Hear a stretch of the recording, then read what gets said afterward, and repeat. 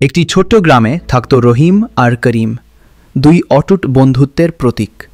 ছেলেবেলা থেকেই একসাথে খেলা, নদীতে সাঁতার, গাছে চড়া, পড়াশোনায় সহায়তা, সব কিছুতেই তারা ছিল একে অপরের ছায়াসঙ্গী।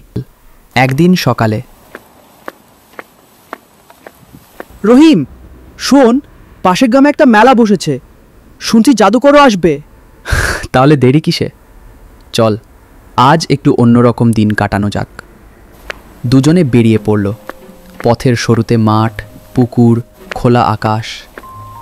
কিন্তু হঠাৎ করেই এক বাঁশবনের ভেতর এসে পড়ে আর বুঝতেই পারে না কোন দিকে যাবে। রহিম, এই রাস্তা তো ঠিক লাগছে না, কিছু একটা অস্বাভাবিক লাগছে। ভয় কিসের? তুই আমার সাথে আছিস না। ভয় না পেয়ে চুপচাপ চল। ঠিক সেই সময় একটা ঝোপ কাঁপতে শুরু করলো। পেছন থেকে আসছে ভারী পায়ের শব্দ, আর তার সঙ্গে সেই গর্জন।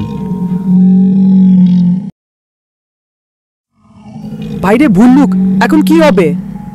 রহিম মুহূর্তেই নিজের প্রাণ বাঁচাতে দৌড়ে গিয়ে এক গাছে উঠে পড়ে। সে করিমের কথা একবারের জন্য ভাবল না। আমি তো গাছে উঠতে পারি না, আমি আমি কি করব? কিন্তু করিম হাল ছাড়েনি। তার মাথায় তখন তার বাবার শেখানো কথাগুলো ঘুরছে। বিপদের সময় মাথা ঠান্ডা রাখিস, তাহলে উপায় বের হবেই।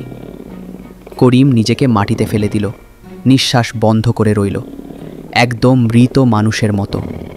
ভল্লুক তার দিকে এগিয়ে এলো, গা ঘেঁষে শুকল, কান পর্যন্ত মুখ নিয়ে এলো।